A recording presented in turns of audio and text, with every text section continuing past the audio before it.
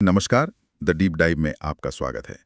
आज की बातचीत शुरू करने से पहले मैं जस्टिस चिन्नप्पा रेड्डी की एक बहुत गहरी बात साझा करना चाहता हूँ। हम्म। उन्होंने कहा था, हमारी परंपरा सहिष्णुता सिखाती है, हमारा दर्शन सहिष्णुता का उपदेश देता है और हमारा संविधान सहिष्णुता का अभ्यास करता है। और यही बात मुझे लगता है आज की हमारी पूरी चर्चा की आत्मा है। आज हम एक ऐसी मुश्किल गुत्थी को सुलझाने की कोशिश कर रहे हैं जो किसी भी लोकतंत्र के सामने आ सकती है। हाँ, जब दो बहुत ही गहरे और सही मूल्य आपस में टकरा जाएं। एक तरफ एक इंसान की अपनी अंतरात्मा की आवाज और दूसरी तरफ एक बड़ी संस्था का अनुशासन। बिल्कुल। और ये विषय उन लोगों के लिए खास तौर पे ज़रूरी है जो यूपीएससी जैसी परीक्षाओं की तैयारी कर रहे हैं, क्योंकि ये सीधे सीधे शासन, नैतिकता और संवैधानिक मूल्यों की समझ से जुड़ा है। हाँ। हम बात कर रहे हैं लेफ्टिनेंट सैमुअल कमालेसन के मामले की। एक आर्मी ऑफिसर जिन्हें अपनी रेजिमेंट के मंदिर के सबसे अंदरूनी हिस्से में, मतलब गर्भगृह में जाने से इनकार करने पर नौकरी से निकाल दिया गया। और कानूनी तौर पर देखें तो मामला खत्म हो चुका है। दिल्ली हाई कोर्ट ने सेना के फैसले को सही ठहराया और सुप्रीम कोर्ट ने भी दखल देने से मना कर दिया। लेकिन जैसा कि द हिंदू का ये लेख कहता है, कानूनी फैसला भले ही आ गया हो, पर मन में एक सवाल या एक खटक रह जाती है। तो चलिए आज इसी खटक की पर्दों को खोलते हैं। ये समझने की कोशिश करते हैं कि इस फैसले के पीछे अदालत का तर्क क्या था, सेना का अपना नजरिया क्या था और इस एक मामले के दूरगामी असर क्या हो सकते हैं। हाँ। तो शुरू करते हैं अदालत के फैसले से। कानूनी तौर पर तो उन्होंने सेना को सही माना, लेकिन उनका आधार क्या था? मतलब क्या तर्क दिया उन्होंने? देखिए, अदालत का जो तर्क था वो असल में 3 बड़े खंभों पर टिका था। सबसे पहला तो ये कि उन्होंने इस पूरे मामले को धर्म या आस्था के चश्मे से देखा ही नहीं। अच्छा, तो फिर किस नजरिए से देखा? उन्होंने इसे देखा सैन्य अनुशासन के नजरिए से। उनके लिए ये एक वैध आदेश की नाफरमानी का मामला था, व्यक्तिगत आस्था का नहीं। ओह, सरल शब्दों में कहें तो आपको एक हुक्म दिया गया और आपने उसे नहीं माना, बस। मतलब इसे धर्म के सवाल के बजाय एक डिसिप्लिनरी एक्शन के तौर पे फ्रेम कर दिया गया। बिल्कुल। और इस तर्क को मजबूती देने के लिए उन्होंने दूसरे खंबे का सहारा लिया, संविधान का आर्टिकल 33। हाँ, आर्टिकल 33 जो संसद को ये ताकत देता है कि वो देश की सुरक्षा और अनुशासन बनाए रखने के लिए सशस्त्र बलों के मौलिक अधिकारों को सीमित कर सकती है। ये हमेशा से एक बहस का मुद्दा रहा है। सही कहा। और अदालत ने इसी का इस्तेमाल किया। और तीसरा, अदालत ने अपनी एक पुरानी आदत का पालन किया, जिसे न्यायिक सम्मान यानी जुडिशियल डेफरेंस कहते हैं। इसका क्या मतलब हुआ? इसका मतलब है कि जब सैन्य मामलों की बात आती है तो अदालतें आमतौर पर जनरल्स के फैसले पर ज्यादा भरोसा करती हैं। उन्हें लगता है कि सेना के अंदरूनी मामलों की समझ उन्हें बेहतर है। तो संक्षेप में अदालत के लिए ये अनुशासन का मामला था, धर्म का नहीं। और सेना का तर्क भी तो इसी अनुशासन और एकजुटता की धुरी पर घूमता है ना? उन्होंने अपनी बात किस तरह रखी? उनका पक्ष भी तो काफी मजबूत लगता है। बहुत मजबूत। सेना का पूरा तर्क यूनिट कोहेजन यानी टुकड़ी की एकजुटता और मनोबल पर केंद्रित था। उनका कहना था कि एक फिक्स्ड क्लास रेजिमेंट में। एक मिनट, फिक्स्ड क्लास रेजिमेंट, इससे क्या मतलब है? क्या हम इसे श्रोताओं के लिए थोड़ा आसान कर सकते हैं? जरूर। फिक्स क्लास रेजिमेंट का मतलब है ऐसी सैन्य टुकड़ी जो किसी खास समुदाय, जाति या क्षेत्र के सैनिकों से बनी होती है, जैसे सिख रेजिमेंट, गोरखा राइफल्स या जाट रेजिमेंट। अच्छा। तो ऐसी यूनिट्स में आपसी भरोसा और सांस्कृतिक समझ बहुत गहरी होती है। समझ गया। तो सेना का कहना था कि ऐसी रेजिमेंट में ये बहुत जरूरी है कि कमांडिंग ऑफिसर को उसके सैनिक पूरी तरह से अपनाएं, क्योंकि आखिर वही अफसर उन्हें लड़ाई में लेकर जाता है। एकदम सही। और सेना के मुताबिक ये जो धार्मिक समारोह होते हैं, जैसे मंदिर में पूजा, ये सिर्फ पूजा पाठ नहीं है।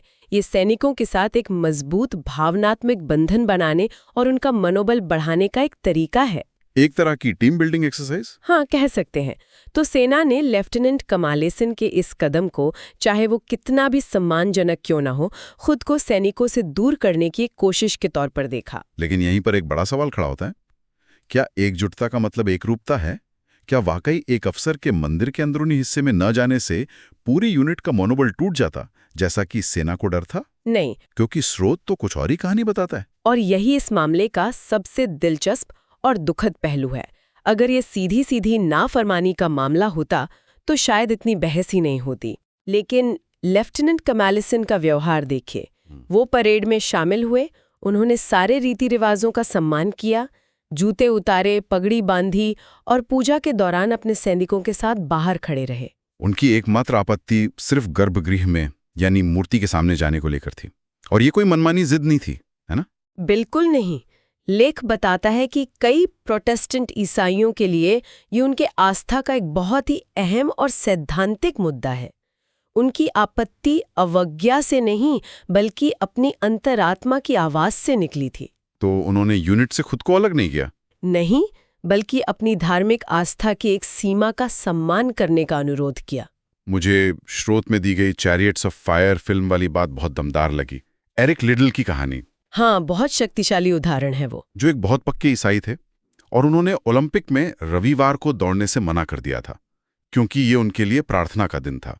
और कमाल की बात देखिए, ब्रिटिश टीम ने उन्हें सजा देने के बजाय अपना पूरा शेड्यूल बदल दिया और उन्होंने स्वर्ण पदक जीता। हाँ। लिंडेल दूसरी रेस में दौड़े और गोल्ड मेडल जीता।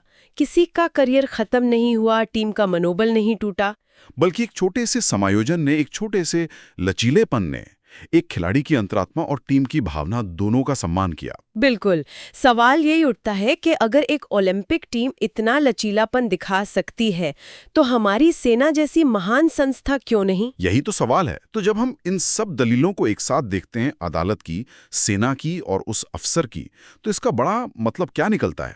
एक अफसर का करियर तो खत्म हो गया, पर क्या इसका असर सिर्फ उन तक ही सीमित है? नहीं, और यहीं पर यह मामला सिर्फ एक व्यक्ति का न रहकर बहुत गंभीर हो जाता है। इसका सबसे बड़ा और परेशान करने वाला असर उस संदेश में छिपा है जो ये फैसला अल्पसंख्यक समुदायों से आने वाले सैनिकों को देता है। और वो संदेश क्या है? संदेश ये जाता है कि आप परेड में शामिल हों, आप यूनिट के साथ खड़े रहें, आप हर तरह से सम्मान दिखाएं, लेकिन जब बात आपकी अंतरात्मा की एक छोटी सी सीमा की आएगी तो उसकी कोई कीमत नहीं होगी। आपको पूरी तरह से घुल मिल जाना होगा, कोई गुंजाइश नहीं है। ये एक खतरनाक संदेश है। खतरनाक क्यों? क्योंकि भारत की सेना की एकता कभी भी बहुसंख्यकवाद के आराम पर नहीं बनी है, ये हमेशा आपसी विश्वास पर बनी है। सही बात है। 1965 की लड़ाई हो, 71 हो या कारगिल, सिख, मुस्लिम, हिंदू, ईसाई अफसर और जवान कंधे से कंधा मिलाकर लड़े हैं। ये भरोसा ही इस संस्था की नींव है और ये फैसला उस भरोसे को कहीं न कहीं कमजोर करता है। हो सकता है कि सेना या अदालत का इरादा ये संदेश देने का न हो, लेकिन संदेश सिर्फ इरादे से नहीं, असर से तय होते हैं। ये बात सोचने वाली है।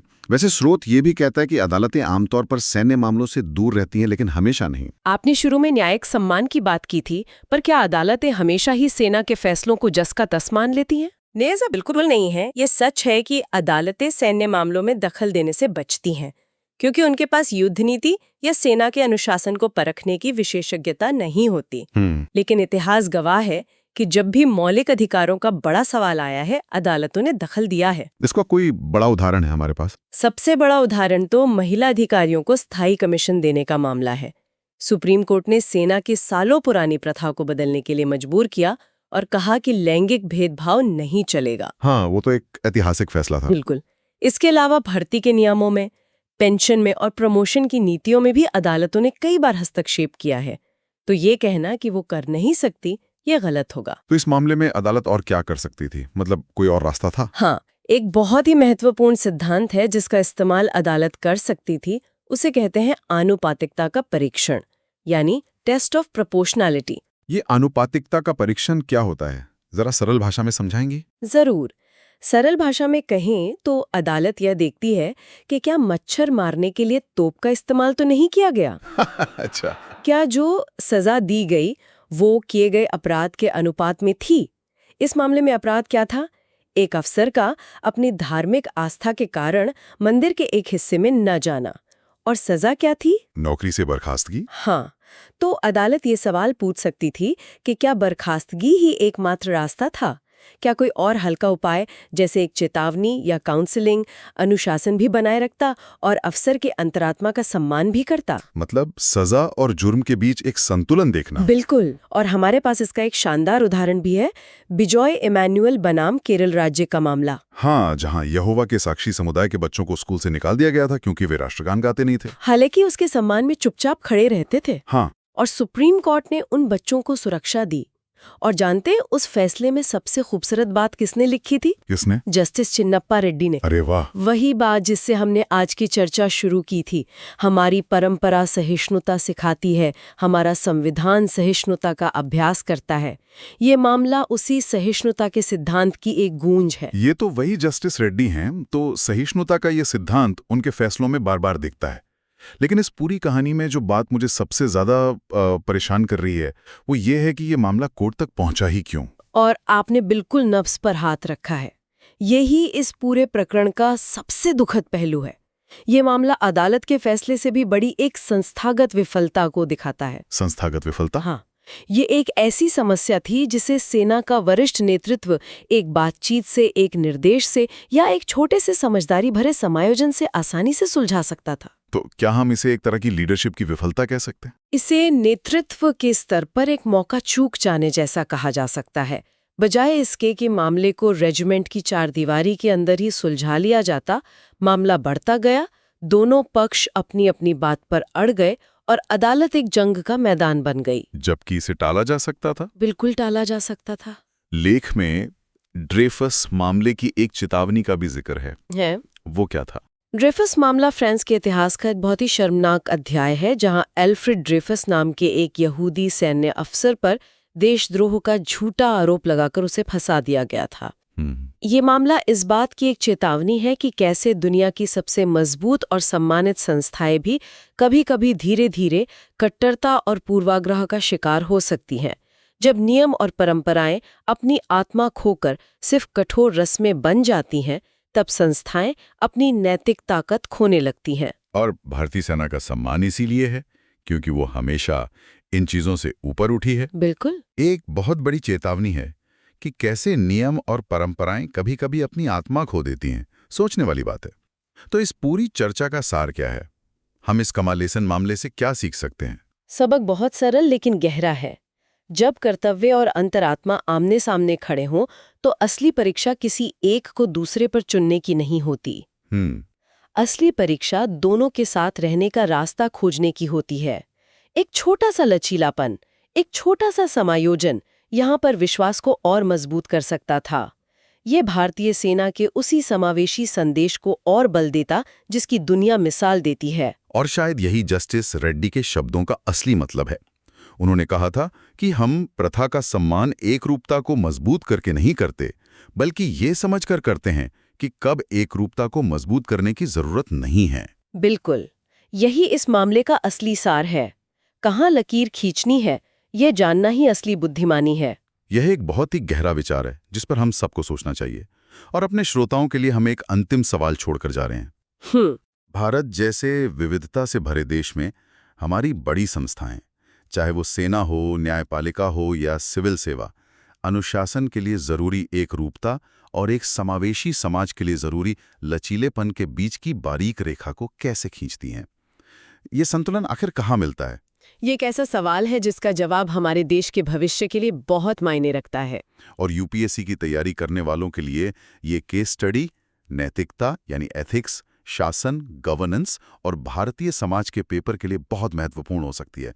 इस तरह के विषयों पर और गहरी समझ बनाने के लिए हमारे साथ जुड़े रहें। हाँ, अगर इस चर्चा पर कोई विचार या सवाल हैं तो हमें कमेंट्स में जरूर बताएं।